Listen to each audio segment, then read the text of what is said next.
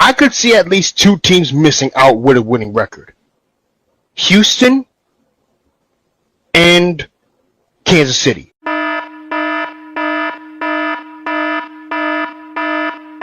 Really, it's going to be a battle of the two offenses in this case. So I predict a high-scoring game.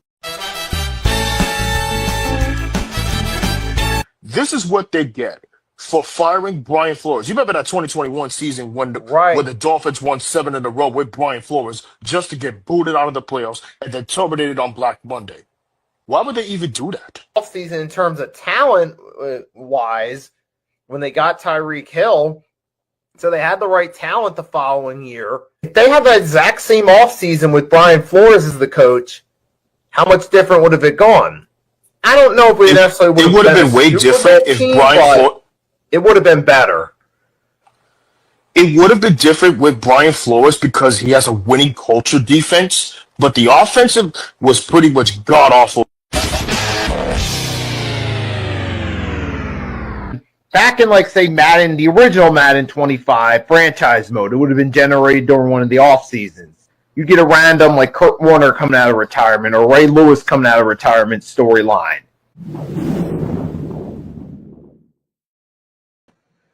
Good evening, everyone. It's another Tuesday prime time, 8 p.m. Eastern Standard Time. This time, we're here for a special edition of NFL Pickems because the regular season is over. And I'm joined by my co-host, Agent Warrior X. And it's funny because we had that intro with accurate takes because we had another take last week about the Steelers-Ravens game that ended up being accurate in regards to the losing team. I kid you not, Nikki. Thank you for the introduction. And Happy New Year's, everyone, and sports fans. This is Agent Warrior X. And today, let's just say that this Black Monday just got real interesting. Because a couple of hours ago, the Baltimore Ravens has officially parted ways with John Harbaugh after 18 long years. Don't get me wrong. John Harbaugh is an excellent coach. And when people saw this, a lot of people were shocked, including myself. The game that got John Harbaugh fired was using Tyler Loop in that game against the Steelers. I think a lot of people don't want him gone because he has a great tender of developing Lamar Jackson, and he has a great running back of Derrick Henry. But ultimately, when John Harbaugh was terminated, Judgment Day for the Baltimore Ravens. You're right. Sorry, Judgment Day for the Baltimore Ravens has officially arrived. No, it comes a point where they say all good things must come to an end. And in John Harbaugh's case, you're talking about the greatest coach in Baltimore Ravens franchise history, A.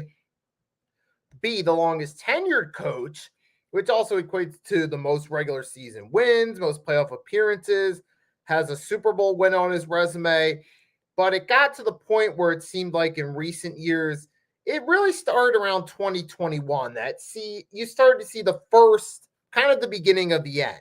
In hindsight, they had that season where, granted, they got hit with injuries and they collapsed, but they had injuries, they get the benefit of the doubt.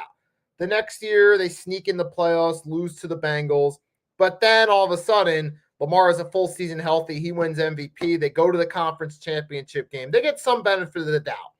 Then last year, they win the division, but flame out against Buffalo. This year was a huge year of what could have been for the Ravens, even with Lamar Jackson and Derrick Henry. It just felt like the biggest problem was blown leads, particularly two of them, against the Patriots and the Bills. If you reverse the outcome of those games, they win the division in that case. So it's more than just blaming your kicker for missing a field goal. There's a lot of other things that went wrong along the way as well. It just seems like with Harbaugh, despite his brilliance, he did have a tendency for blowing late leads even before this season, and it really caught them this year, so they just decided it was time to part ways. It happens. Remember Belichick, the greatest coach in Patriots history? Bill Belichick was the most tenured. By the way, my dad said this. Tomlin was the most tenured coach. I agree with that since 2009, and ever since then, they only made it to one AFC championship. And by the way, I said it a while back to say that the Steelers are more comparable to the Yankees because they haven't made it to the World Series in over 15 plus years until last season, until 2 years ago. Same with the Pittsburgh Steelers. They made it to the AFC Championship, but ultimately losing to the I think it was the Patriots. I think it was the Patriots. And ultimately for them, since then, Mike Tomlin is easily the best coach to tender with. For John Harbaugh, there are three teams that I have on this case in terms of hiring head coaches. One, the Giants. Here's why. He's a perfect fit for Jackson Dart's development. He did the same situation with Joe Flacco making him an MVP back in 2012. He did the same thing with Lamar Jackson, and he made them a serious playoff contender. If Joe Shane makes the right moves, guess what? You have a running back to work with. If Cam Scottaboo, you have a receiver Malik Neighbors who's coming back healthy later this year, and you have a promising quarterback future of Jackson Dart. If only the Giants play their cards right in terms of hiring the right coaches, they got a shot at going to the Super Bowl and competing with the Philadelphia Eagles. And that's it. With Harbaugh, the big question is, if does he still have the desire to coach? Because if he does, there's going to be several teams looking to interview him. He's going to have several offers on the tables because there are teams that did fire their coach on Black Monday yesterday, where their fan bases and even some of the owners would love to have John Harbaugh as the coach if they have the opportunity to do so. The Giants being one of them. Hell, even I also mentioned the Atlanta Falcons because you called it a while back last week. You said Rasheed Morris should be the next coach terminated, which you actually was right about that. And they just fired their GM while they were at it. So I don't know, because considering you already have Kirk Cousins on your team, but I don't think so. You already have Bijan Robinson. You have a good receiver of Drake London, and that's pretty much it. So I do not know about the Falcons hiring John Harbaugh. And the third team I'm going to mention is the Cleveland Browns. No, the Cleveland Browns will potentially ruin a power-hungry Shador Sanders. I don't see that happening. But I do see, however, if the Giants hire the right move and they do the right thing in terms of hiring John Harbaugh, they got a shot of making to the Super Bowl and potentially win the NFC East for years to come. If they have the right pieces, the right coordinators, you have a shot of winning the NFC East and potentially going to the Super Bowl for years to come. So let's see how this plays out for the next couple of days. And by the way, my dad also said Shane needs to go. I agree. Yes, and it's going to be, hey, it's all going to depend on, does Harbaugh want to take a year off and then come back, or does he just want to dive right into his road to redemption, get hired by a team, and start fresh? Because if he wants to do that, he's going to be several offers on the table. It's just a matter of Harbaugh evaluating his offers and deciding what would be the best spot for him if he wants to get right back into the game of coaching. Like the Patriots, what they did with Jared Mayo back 2 years ago, after they fired him one season, and then they hired Mike Vrabel. They did the same thing with Mike Vrabel. After being a advisor for the Browns, he then ends up being on the Patriots head coach, and look where it got them: an AFC East title and a potential playoff home field advantage. Same thing with the Chargers. They fired Brandon Staley and they fired Tom Telesco. They did the same thing with that, and they hired Jim Harbaugh from the Michigan Wolverines, which, by the way, that was really a good hire for the Chargers. If the Giants decide to do the same thing to interview John Harbaugh, that's it. The Giants now got a good coach to work with. You'll get the right pieces to work with, and potentially you'll get an offensive defensive coordinator, if you have in mind, with either Cliff Kingsbury or someone who has a really good track record of top 5 or top 10 offenses in the league throughout the years. But that's going to be the big story outside of the playoffs because, and there's going to be a bunch of openings now too. And it feels appropriate that we also at least touch up on Black Friday, on Black Monday in and of itself, along with the John Harbaugh news. So, it's kind of one of those thank you for your services, best luck in your future endeavors. And now we got to add the Ravens to discussion for potential coaches to go for because who knows, maybe they just need a fresh voice in the locker room. Sometimes it happens, even with the best coaches. Yep, I'm gonna give you a prime example for best coaches who got terminated for a long year tender. Pete Carroll, when he was on the Seahawks, when he won a Super Ooh. Bowl. I can name Andy Reid eventually. I could name Andy Reid too. I can name John Harbaugh. I can name Jim Harbaugh also from the 49ers before he parted ways. That And was more of a power struggle. yeah, that's what I'm saying. Power struggle. Mike Vrabel also did the same thing with the Titans. I still don't think the Titans should definitely hire Jason Garrett because that would be an awful hire.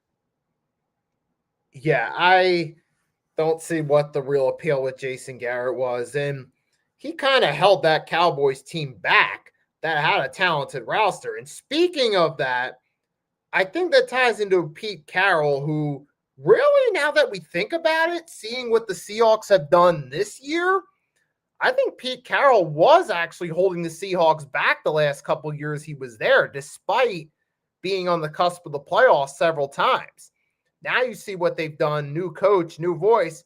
They got home field advantage entering the playoffs. And you see what Pete Carroll did with a worse team around him with the Raiders.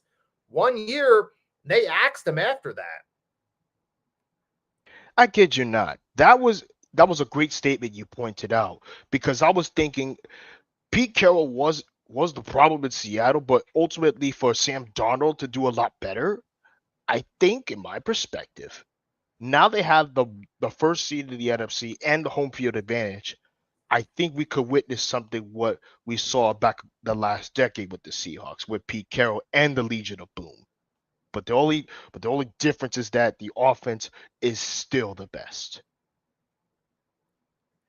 And it's amazing all of a sudden to see just 1 year makes us such a huge difference. At the time, some of us thought the Seahawks, it seemed like Sammy D, aka Sam Darnold, was going to a worse situation in Seattle, but turns out it was actually a great situation for him. He had the right talent around him. You got an excellent 1-2 duo at running back. You got a top receiver, and you got a really good defense as well over there in Seattle. So ultimately, Seahawks are in a great position, but the Raiders, man, they've botched so many times over the years with coaching hires. Bringing I back think John hiring Gruden. Tom Telesco really was a mistake, and so was Antonio Pierce. Don't get me wrong, Antonio Pierce is a great defensive coordinator at best. He's more like Freddie Kitchens with vibes. But when you decided to have the run the offense with Luke Getzey, Pierce more than likely than lost the plot. He went from smoking cigars in the locker room to being smoked by real teams, including the Chiefs. But however, I still want him on the Giants as a defensive coordinator. And I can't believe those speaking. What shocked me the most is that the Cincinnati Bengals made a statement.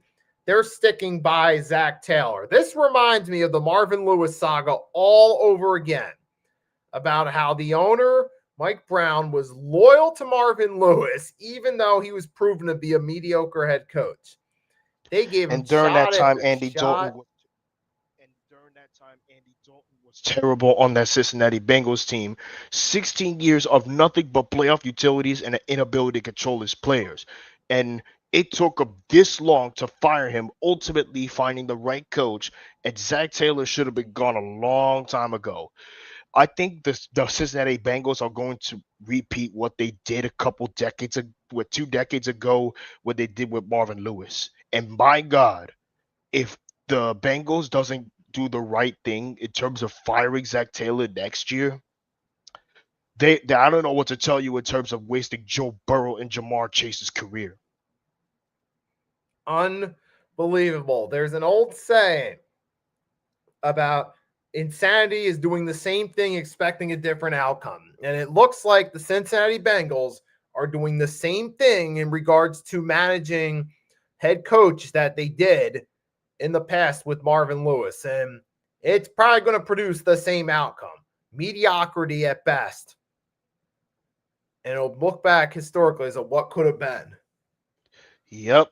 And I'm being honest with you, sure the Giants may have fired their coaches due to lack of talent, but at the same time, what could have been this whole year with the Lions, Cowboys, Broncos, 49ers, you can name every team that we played this year and we could have been in the playoffs. But ultimately, this clown defensive coordinator, Shane Bowen, has officially ruined a power-hungry Abdul Carter and making the defense look god-awful in second-half situations. So my thing is this. If they hire the right defensive coordinator, you could still have Dexter Lawrence doing his part. You have Kayvon Thibodeau entering free agency, and potentially you could do what needs to be best. Speaking of doing what needs to be best, the Commanders, I think getting rid of Cliff Kingsbury was a big mistake. Sure, he made the team go back to the NFC Championship for the first time in 30 plus years, but Cliff Kingsbury, if you see him on Arizona, he was terrible. Sure, he may have got multiple winning seasons, but eventually, after that, over time, it was due to lack of talent and still predictably failed, even though he was part of the Texas Tech team who failed in college and get fired for it, who ultimately failed as a head coach and get fired for it. I think, in my perspective, the only thing that I want to see at Cliff Kingsbury is a decent offensive coordinator at best when it comes to teams that wants to hire him. Nothing more than losing the locker room respect and moreover to have multiple second half season collapses. No one wants that, especially for teams that wants to contend to. They did the same thing with Kyler Murray, and now look at them. Ever since he's hurt, Jacoby Brissett is not doing very well. And speaking of the Cardinals, let's just put it this way. Jonathan Gannon was a questionable hire from the beginning. He got the job because the Philadelphia Eagles were fresh off a Super Bowl run. He was the defensive coordinator. But a lot of people, including us as Eagles fans, said that Jonathan Gannon being the defensive coordinator was the weak link of that team and their undoing in Super Bowl 57. And when you look back on it, they got Vic Fangio. When they returned to the Super Bowl, they had a phenomenal defense, which has crossed over into this year. The point being is Jonathan Gannon really was an overrated defensive coordinator, number one. And they expected this guy to be their head coach. Well, look how that worked out. His highlight was winning against the Eagles at Lincoln Financial Field New Year's Eve, his first season as the coach. That was really his highlight. Even last year off an easy schedule, when they had a shot at the division, they found a way to blow it. Because I remember the first half of the season, they looked like they were in contention with the 49ers injured, Rams injured, Seahawks be underachieving. And then on the second half of the season with a supposedly easier schedule, they did a complete 180 in the opposite direction and missed out on the playoffs. This is exactly why I said the Cardinals are the most incompetent NFC West team ever since they moved out of the East. Ever since then, they only made one Super Bowl appearance in 2009, ultimately losing to the Steelers team with Big Ben and Mike Tomlin. Since then, the Cardinals only won a few playoff games, and none of them has officially gone better since. And I think you're right about Jonathan Gannon. When he was on the Cardinals on a couple years ago, he actually did pretty solid, but missing the playoffs with an injured Rams team and potentially a 49ers team, they have officially did a 180, which is the exact opposite. And I think they are officially wasting Marvin Harrison Jr.'s career. Don't get me wrong, Marvin Harrison Jr. is the best receiver since his father. If they play their cards right, and they trade Kyler Murray before the draft, that would be the best way to describe it.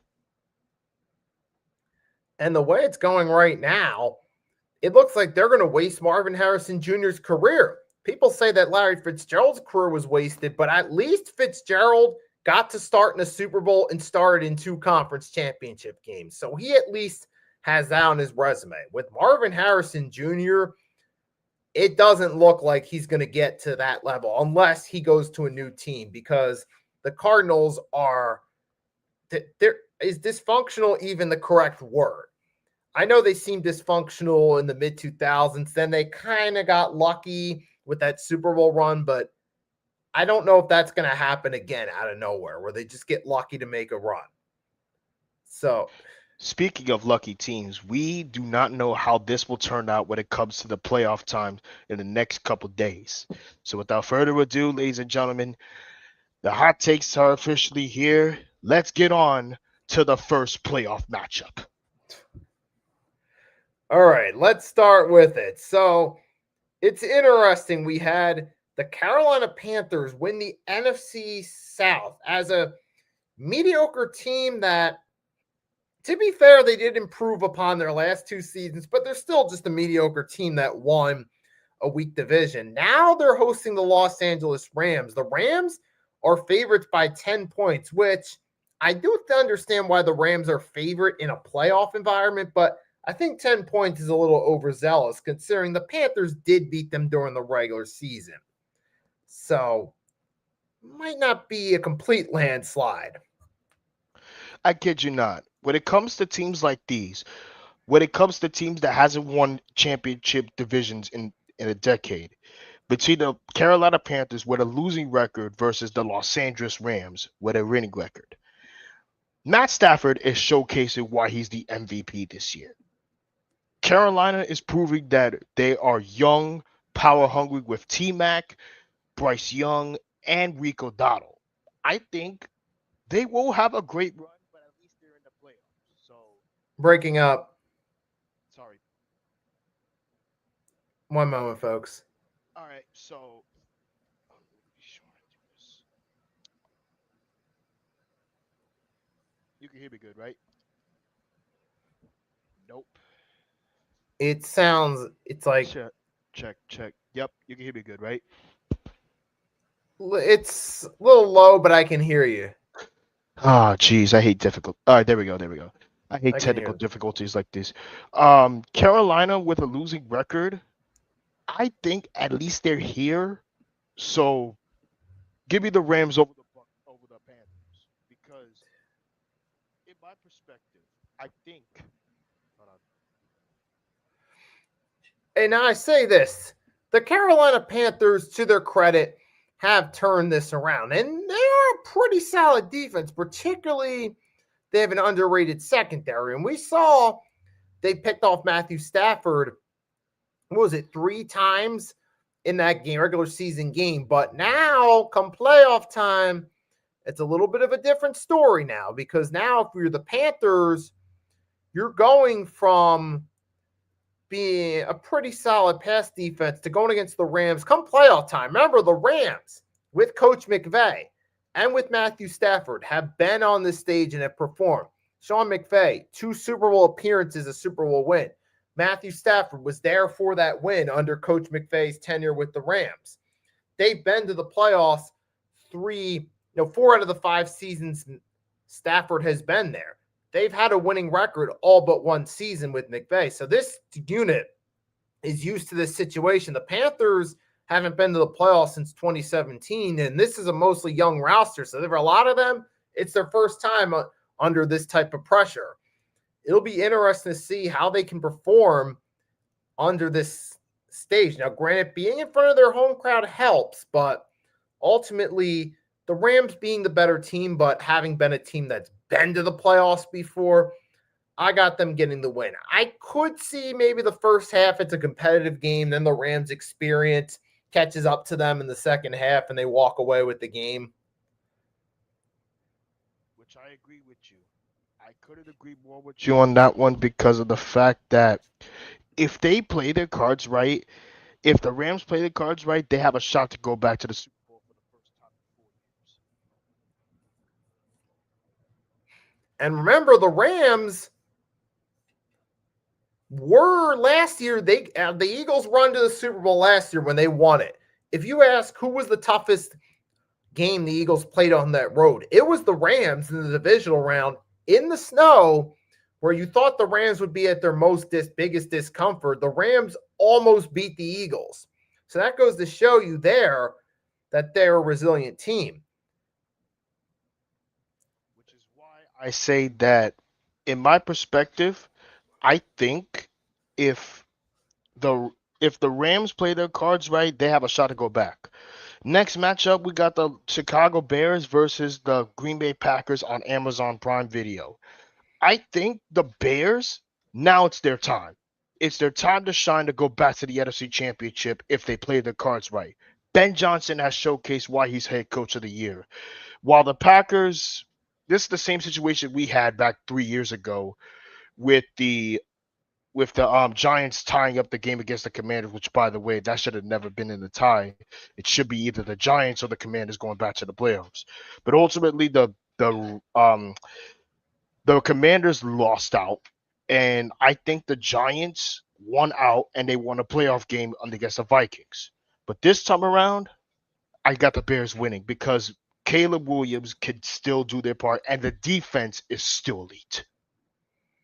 And this is a much different situation, too, because you're talking about a Minnesota Vikings team that had a good roster and a solid coach in Kevin O'Connell, but didn't really have a true quarterback in Kirk Cousins, who was a good game manager, but not the guy you rely on in clutch situations. And that's what cost them. In this case, you got Caleb Williams, who's really stepped up and had a phenomenal year, including, even though they lost against the 49ers, they put up a valiant fight in that game. While the Packers have been collapsing. Now, I'm not going to count the Vikings game because the Packers were sitting their starters, but you look at the Broncos game, you see, what game was it that they lost?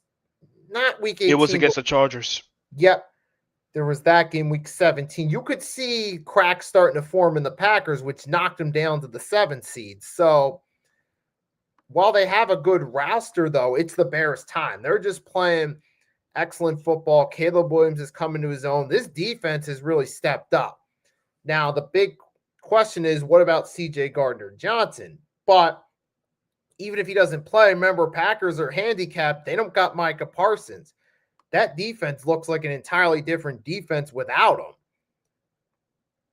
Which is why I say that the Bears would definitely go back to the NFC Championship for the first time in over nearly a decade. And that double doink really broke them real hard. But at this time around, it's a completely different story. And then Sunday's game, we got the Buffalo Bills versus the Jacksonville Jaguars. Keep in mind, the Buffalo Bills are 0-2 against the Jacksonville Jaguars when Tyrod Taylor was running the team. This time it's a completely different team. You have Josh Allen. You have David Cook. You have every single player, including Keon Coleman and Damar Hamlin. But going up against Trevor Lawrence with Travis Etienne, Tutin, and, of course, Evan Ingram, who was on the Broncos, by the way, I could see this as a shootout. But ultimately, the winner of that will be the Bills to snap their 2-game losing streak in the playoffs against the Jacksonville Jaguars. And it's interesting you brought up the previous time these two teams met in the playoffs, because that was an entirely different situation. That was a Jaguars team that took advantage of a Colts without Andrew Luck, Texans without Deshaun Watson before his fall off. And then you had the Bills, who snuck in the playoffs on a tiebreaker with several teams. This time around, because that game was a low-scoring, kind of a boring game, this time around you actually got Trevor Lawrence played his best season this year under Liam Cohen. Travis Etienne, a good season. Josh Hines-Allen leading the way in sacks. The Bills still doing their thing. And not to mention, you got, for people that say Josh Allen doesn't have help, have you seen Cook run the ball? Actually, the Bills are the best ranked rushing team between Cook and Allen, and they're going against the top-ranked run team, if I'm not mistaken. So that's going to be an interesting matchup. And on the flip side, the Bills are the best pass defense headed into this one based off the way they played recent weeks. So that's going to be interesting right there. But I kid you not, I think the Bills would win this one to snap their losing streak so that way Josh Allen can move on to the next round. And I say that too because while the Jaguars have put together an impressive run, and while their run defense is good, I look at the teams they played. They have played some pretty solid, they beat the 49ers early in the season, and that was their best win. But they've also struggled a little. They did struggle against Houston in the rematch, and they haven't played a lot of. They struggled against the Rams too. Matthew Stafford had a field day against them. And they haven't played against really a run team as good as Buffalo's run team. So I don't know how that run defense is going to hold up. So I think the Bills, having been in the playoffs before, having played the tougher schedule, got the advantage over the Jags in this one. Which is why I think Trevor Lawrence will maybe having another playoff win if they continue to run the AFC South for years to come. But I think Travis Hunter should come back healthy and help out Trevor Lawrence to win multiple divisions. Next game, 49ers versus Eagles. An interesting point before we move on. I will say this. A funny thing about the Bills, it's official. The Jets are the only team with 0 interceptions in a season. It's official. And secondly, the Jaguars have been in this situation before where they seemingly were against the Patriots back in 2005 when the Patriots had a little bit of a cool down after 3 Super Bowl wins. Jags had 12 wins. They seemed like the better team, but the Patriots had the harder schedule, and they got exposed against New England in that game. I could see, maybe not to that level, but I could see something similar happening here. Well, the Jags are a good team. I just think the Bills are the better team in this situation.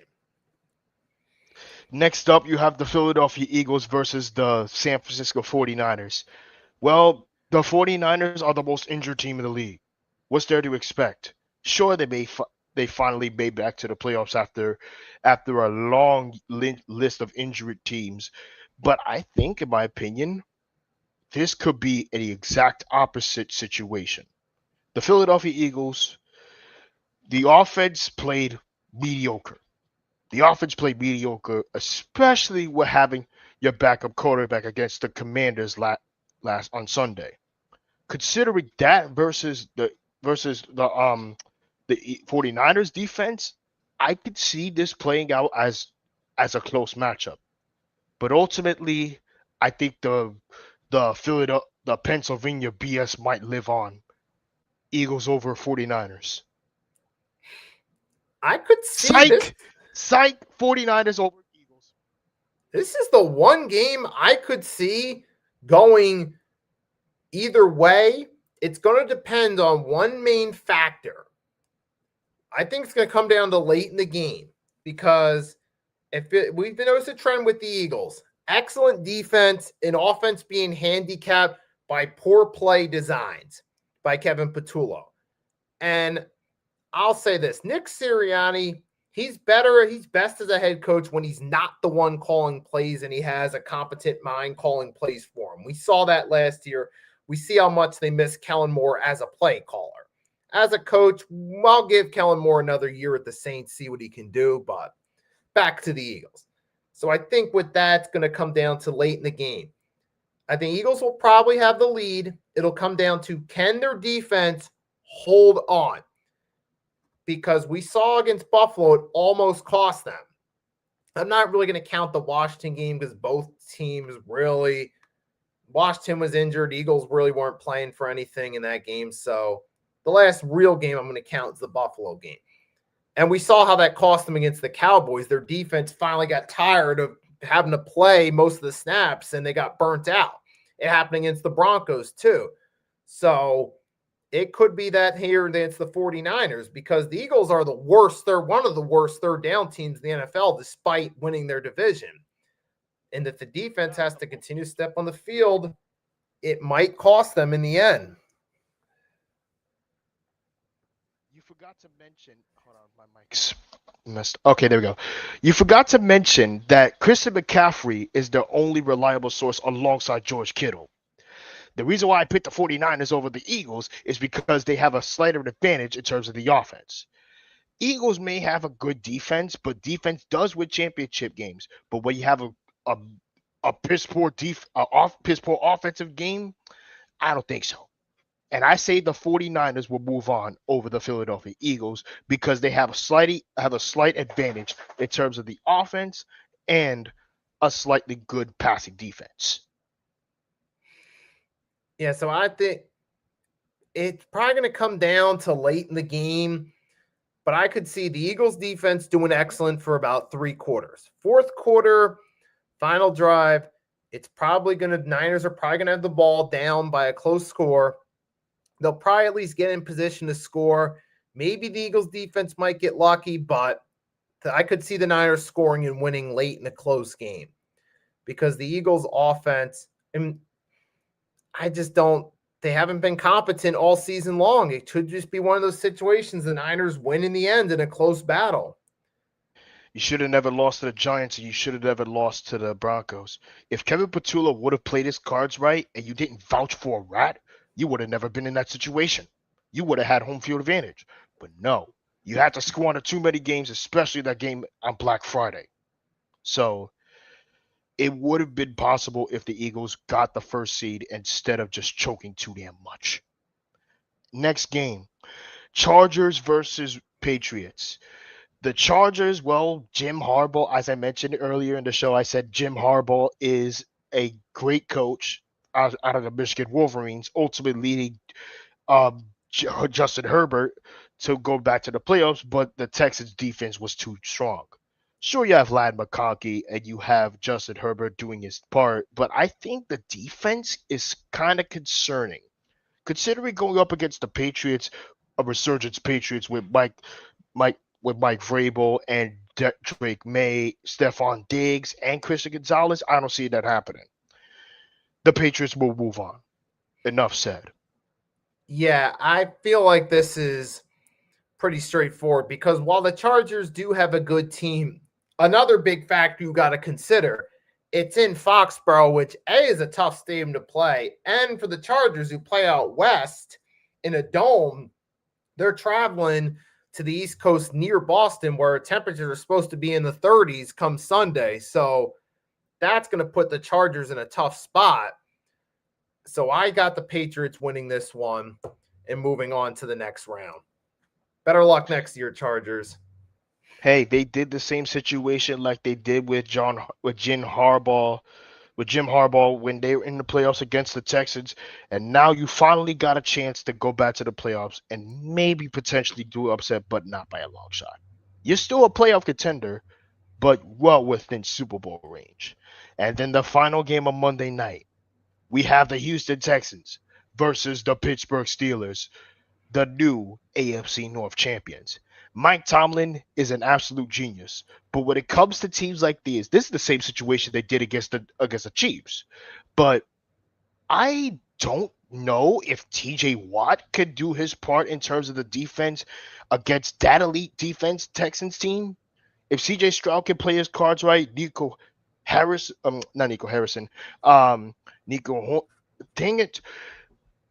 Collins. Thank you, Nico Collins. Nico Collins could do his part, and so is Jake Ferguson, and all those players they have on that Texans offense. I could see this holding out at the end. If I had to choose one, it's going to come down to a field goal, and it's going to be the Steelers. I think the Steelers can move on for the first time in nearly over a decade if they play their cards right. Steelers over Texans. This is an interesting matchup. I think if you're a fan of low scoring, coming down to the climax type of games, then I feel like this is going to be the game for you because we know the Pittsburgh Steelers with TJ Watt, the MVP of the defense, who's been that way throughout the entire first half of the 2020s. Now, you got the Texans, though, are a really good defense, too. Let's not forget. Remember, they held the Chargers to under 20 points just a few weeks ago, as one example. See how they managed to hold off Kansas City before Mahomes' injury and held and caught him multiple picks on him. Yeah, this defense can make some noise. So I think it's going to mostly be a battle there. And Rodgers, while he's played better individually than Stroud this season, which I'll say this, if this is Rodgers' farewell tour, regardless of what happens in the playoffs, certainly better way to go out than it was with that season with the Jets. So at least, but I think Rodgers at times has struggled, like against the Packers. Mind you, Micah Parsons was healthy. Mind you, against the Browns, who are not a good team, but with Myles Garrett, the now single-season sack record holder, they struggle to get going offensively. So I kid you not. I kid you not. The same situation with the Steelers with Ben Roethlisberger back in 2021 will be the exact situation with the Steelers. If Mike Tomlin plays his cards right, they have a shot to go back to the AFC Championship, and hopefully they can get the job done. So I got the Steelers winning it because I want Aaron Rodgers to go out as a champion like Peyton Manning did. And also Ray Lewis. Don't forget Ray Lewis also went out a champion. And then you also include John Elway as well. Michael Strahan. Right, and I'm sure there are others I can't think of right off the top of my head at this moment, but there are definitely others out there. Jerome Bettis. Him too. Born and raised in Detroit. Speaking of Pittsburgh, but I got the Texans winning this game.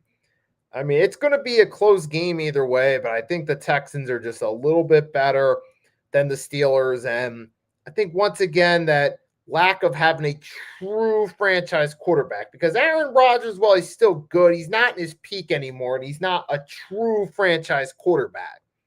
So they got the franchise guy at the wrong stage in his career in terms of being a Super Bowl team. So I feel like that's the part that's going to cost them here. And the Texans keep that momentum going another week. And you know what? Since then, now that the wildcard division is out of the way, let's take over our hot takes. So this is my first hot take. The San Francisco 49ers will outscore the Philadelphia Eagles 15 to 3. And the reason why I say that is because the fact that the 49ers, have you been seeing the 49ers be playing well lately for the past couple games, especially that Monday night game against the Colts? That was amazing. And not only that, if the Eagles lose to the 49ers, that's it. They have to at least address the offensive coordinator situation. You can keep Vic Fangio because he's actually a really defensive mindset. Nick Sirianni is a questionable thing because if Nick Sirianni wants to defend his coordinators, I don't think so. You have to do what's right, what's best for your organization. And what's best for your organization is pretty much part of ways with that coordinator. Meanwhile, the Texans all season has been ranked the best defensive team in the league. And I said it, defense wins championships.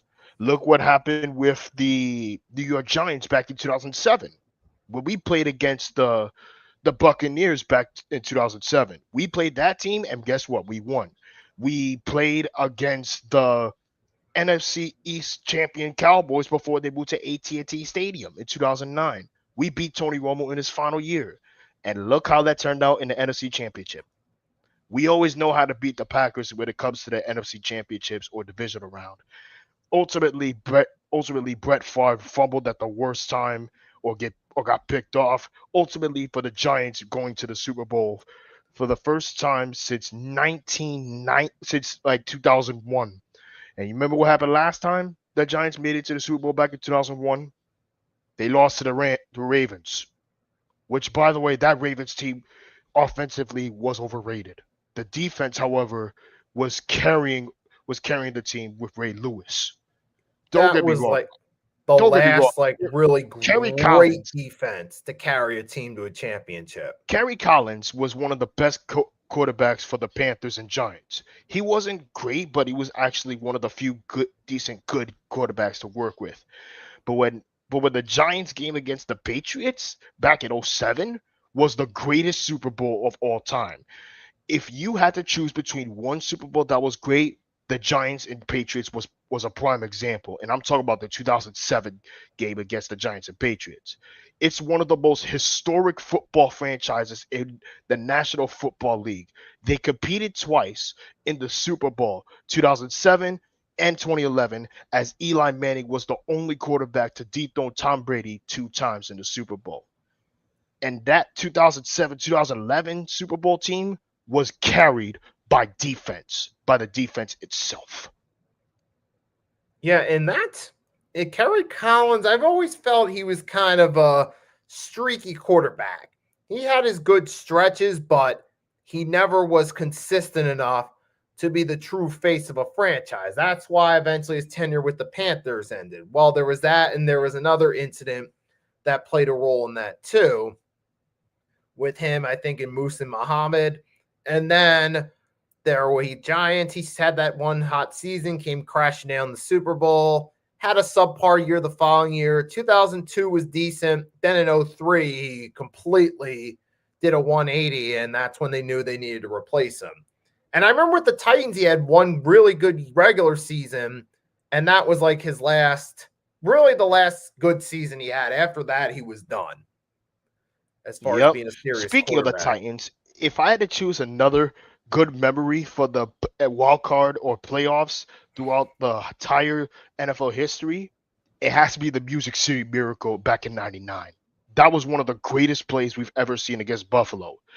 And I kid you not, that Titans team back in '99 was one of the few greatest underdog stories, ultimately falling short to the St. Louis Rams. The ultimate underdog story, who entering the season were stuck with former Arena Football League MVP Kurt Warner. Everyone thought there's no way it would translate over to the NFL.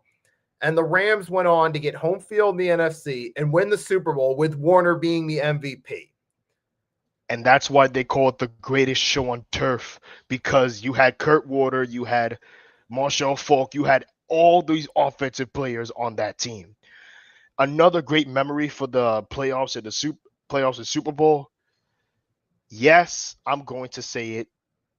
The Saints and Vikings, Stephon Diggs clutch touchdown. That was by far the greatest play we've ever seen in our entire lives. When Stephon Diggs went to the end zone, I thought Drew Brees was going to have his last run with the Saints, but ultimately they came up short thanks to one man, Stephon Diggs. And the irony is, I remember on like Christmas Day 2019, they had like the 100 greatest NFL games. Like it was like a documentary NFL Network. They talked about that game and they interviewed Erin Andrews. She said that she was being told through her earpiece, once the final play's over, we're going to have you interview Breeze, assuming that the Saints were going to win the game. And then all of a sudden the miracle happened. So much for that plan. Everything changed. But you know what else? Speaking of Saints and Vikings, the New Orleans Saints revenge story from Hurricane Katrina comes complete in the 2009 season. They get home field advantage, beat the Brett Favre, Adrian Peterson Vikings in the NFC Championship game, and then defeat the Peyton Manning-led Colts in the Super Bowl.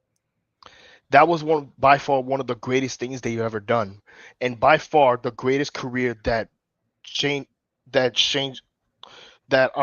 Payton and Drew Brees had in their careers.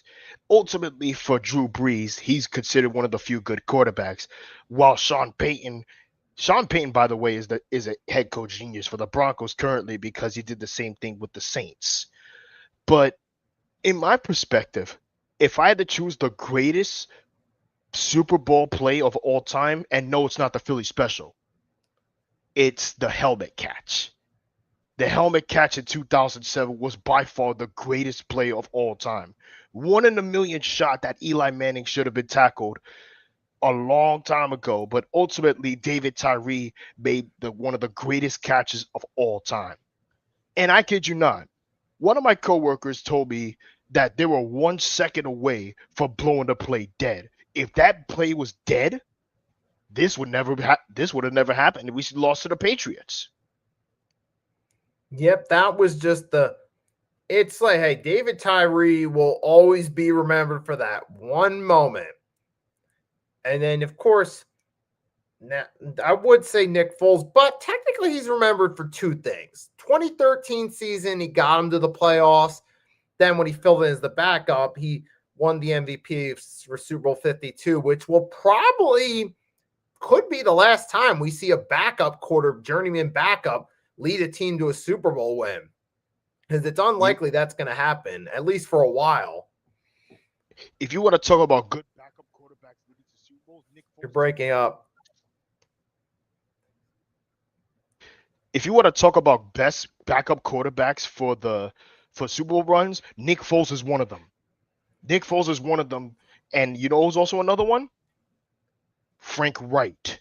That one comeback against the Houston Oilers, ultimately leading that Bills defense to a Super Bowl championship, but ultimately losing all three teams, such as the Giants with Lawrence Taylor was still in his prime, the Washington Redskins, who eventually got the championship with the Commanders, and since then they have not made it to the Super Bowl since. And of course, the Dallas Cowboys. How can I not forget about that Dallas defense and the offense with Emmitt Smith and Troy Aikman? And speaking of playoff memories, the NFC between the mid-'80s to the late 90s, until John Elway's Denver Broncos finally got over the hump, created so many marquee playoff matchups, so many interesting conference championship moments, they won pretty much every Super Bowl as a conference from like the mid-'80s till about 97, which is incredible. You had so many games like 49ers Giants, which was the end of the Montana era. Cowboys 49ers had numerous NFC championship games against each other. You had especially that 49ers and Giants game in the 2011 NFC Championship. We have a good history with the 49ers and Giants when it comes to the NFC Championship. The first NFC Championship was an upset against either was the end of an era for Joe Montana and that offense. I still won't forget that memory, and I still love that 49ers and Giants rivalry till that day. You had Lawrence Taylor still in his prime. You have Phil Simms in his rookie seat still doing great, and top it all off, Jeff Hostetler was the only quarterback to beat the 49ers and the potential defensive Bills, thanks to that wide right play.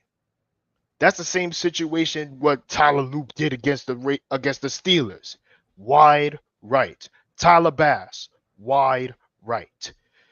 Now, I'm not trying to hurt any Bills fans out there, but I'm speaking facts about that. At the same time, the Buffalo Bills has been nothing more than playoff heartbreak and nothing more of a Buffalo Bills has been nothing more than a playoff heartbreak and a groundhog playoff team. And by groundhog playoff team, I'm talking about every time they make the playoffs, it's a one and done situation.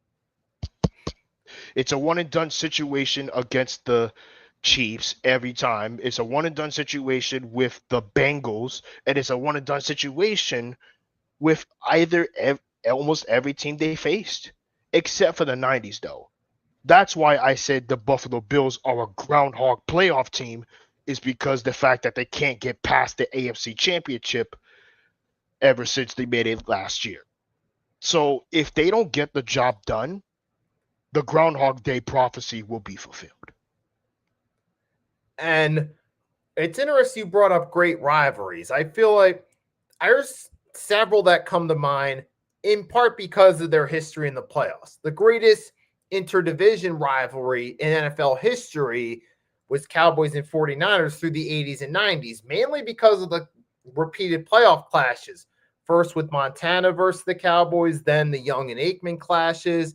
The greatest inter-conference rivalry in the NFL is the Steelers and Cowboys, who met in the Super Bowl numerous times throughout the years. And the greatest player rivalry, Tom Brady versus Peyton Manning, both regular season and AFC Championship game clashes alike. if you want to name greatest quarterback rivalries, you mentioned the Cowboys versus the 49ers. You think of Roger Staubach, Joe Montana, Steve Young, Troy Aikman, Dak Prescott, uh, Brock, um, Dak Bro- Prescott, Brock Purdy. You could name Dak Prescott versus. I forgot that quarterback before Brock Purdy. Who was it again? Jimmy G, Yeah, Jimmy Garoppolo. Garoppolo. Jimmy Garoppolo versus Dak Prescott. Eli Manning. Eli Manning versus Tom Brady. I could also name Eli Manning versus Aaron Rodgers. That was a good playoff rivalry between those two. And on top of it all, and on top of it all, and to top it all off, I think, in my perspective, if they continue to play their cards right, in terms of the 49ers, they got a shot to go back. But speaking of going back, I don't think the Texans might go back to the AFC Championship. Consider, yes, you may have gone to AFC Championship a couple times with Warren Moon when he was on the Oilers, but I don't see that happening. So the teams I got coming out of the wild card we mentioned earlier is And there's the one more 49. great rivalry that just came to mind playoff wise. 70s Steel Curtain versus the Raiders. John Madden, Ken Stabler, and that vicious Raiders defense versus that vicious Steel Curtain defense. God bless the dead for Franco Harris because he's one of the best running backs in the 70s alongside Bo Jackson. Bo Jackson was one of the fastest receivers in the league. If you remember correct, when it comes to the best running backs in the playoffs, you think of Saquon Barkley, you think of Bo Jackson, you think of Marshall Falk, you think of Hakeem Nicks, you think of OJ Anderson. You think of OJ Anderson. You think of almost every single running back. And I said OJ Anderson because the fact that he was part of that 86 and 1990 Super Bowl team with the Giants. But I think that whole season with the Giants in the 90s and 80s. By the way, this year celebrates 40 years of 1986 when the Giants beat the Broncos with Lawrence Taylor and Phil Simms in their primes. We had a lot of things happening in that year. And ultimately, yes, I'm going to say it. This year marks 30 years of the Green Bay Packers beating the New England Patriots back in 96, which, by the way, Brett Favre that year was amazing. Brett Favre was amazing, but if was amazing that year. If only Sterling Sharp didn't broke his neck, he would have been a Super Bowl champion. And we were robbed of that Sharp versus Sharp opportunity the following year when the Packers did end up making it back versus the Denver Broncos, the three-headed tier Elway, TD, Terrell Davis, and Shannon Sharp. I still love Shannon Sharp because of the fact, not because of his hot takes with First Take or Undisputed with Skip Bayless, but he is one of the few great tight ends I love the most as a Giant fan, despite the fact they did beat us in that 2001 Super Bowl when he was on the Ravens. But in my opinion, Sterling Sharp is the better brother than Shannon Sharp still. If I had to choose the best brothers between, if you want to talk about football brothers, you talk about Eli, Peyton Manning, Sterling, Shannon Sharp, or you could name Joey or Nick Bosa. I think the best brother, or better yet, Travis and Jason Kelsey. By the way, Yep. I feel bad for Jason Kelsey because I wish he had one more year with the Eagles. If he didn't retire, if he didn't retire in that last year and before that 2023 late season collapse completion, you guys would have had another Super Bowl ring with Jason Kelsey. Hey, if they would have gotten Kellen Moore as a signal caller 1 year sooner, maybe it would have happened with Jason Kelsey retiring on top. But it doesn't always work out that way. Sometimes In my you just got to perspective, accept it. and in my perspective, when it comes to playoff teams, like I mentioned earlier, the Eagles and Giants, right? They're one of the one of the few historic rivals in the NFC East, especially in that Miracle in Meadowlands situations. You know which games I'm talking Yep, about. the original. The original Miracle in Meadowlands. that one blowout game against the Eagles in the division, which, by the way, Daniel Jones could have done better before he got extended. And I think the Eagles offense looks very sluggish. I said it from time and time again, and I said you vouch for a rat. If you continue to play like this on playoff time, cut him, fire him, and send him into the incinerator. Yeah, but hey, man, there's been a lot of interesting rivalries, a lot of memorable moments throughout the playoff history, like the Minneapolis Miracle, the helmet catch, 4th and 26. Oh yeah, that Rodgers Manningham double catch Hail too. Mary. You forgot the Manningham catch too. That Manningham catch against the Patriots. That was amazing. And there is one. Beastquake. So many. Yep. But the one specific thing everyone loves to talk about is that comeback in the Super Bowl between the Falcons and the Patriots. That was one of the greatest Super Bowl comebacks in any playoff history. We've seen comebacks before in the playoffs. We've seen the Bills coming back against the Oilers. We've seen the Vikings coming back against the Saints. And we've seen the Patriots coming back after leading 28-3 with Dan Quinn and Kyle Shanahan. I don't know why, but if they played their card, if the Falcons would have never choked that 28-3 lead, they would have been Super Bowl champions. They could have had a Super Bowl against the they could have went to the had a Super Bowl champion in the 90s, but ultimately they messed up. They messed up big time. They messed up against the Broncos and they messed up against the Patriots, which, in my opinion, the Falcons are one of the worst teams in football in the NFC South. Which, by the way, speaking of the Falcons, I'm glad you predicted it, saying that Rashid Morris should go. You didn't mention the general manager too. Bless you. You And didn't for mention that, the GM too. The GM, you also point back to that botched 2024 offseason, particularly how they handled quarterback situation, signing Cousins to a starter contract only to draft Michael Penix, who had a big injury history. It put them in that hole where all of a sudden they decide to bench Cousins while they still have a shot to make a playoff push for an inexperienced quarterback. Then they start Penix the next year, only for him to get hurt and Cousins to come in and make them competitive and make their record look better than it truly was. That may have potentially cost them the playoffs this season. That puts them in a long-term hole. Cousins isn't getting any younger, and Penix, you don't know with his injury history, even going back to college. You don't know if Michael Penix Jr. is the long-term answer, period. If you want to scout a really good quarterback, which this year, by the way, is one of the weakest draft class for quarterback situations, try to look up Ty Simpson or Dante Moore or Fernando Mendoza. By the way, he's going to the Raiders. I really hope for their own sake they don't treat him like Jamarcus Russell did. Yeah, oh my goodness. Well, at least if Mendoza at least bothers to pick up a playbook, he'll at least be better than Jamarcus Russell. Hey, Jackson Dart at least did something this whole season. He had over 22 touchdowns and had 5 or less interceptions. He has over 2,000 yards, and this is without his receivers, by the way, and Cam Scatterable while he was at it. If you look at it on paper with Jackson Dart, Cam Ward, Tyler Shugg, and Jackson Dart are my top 3 quarterbacks of this year's draft class.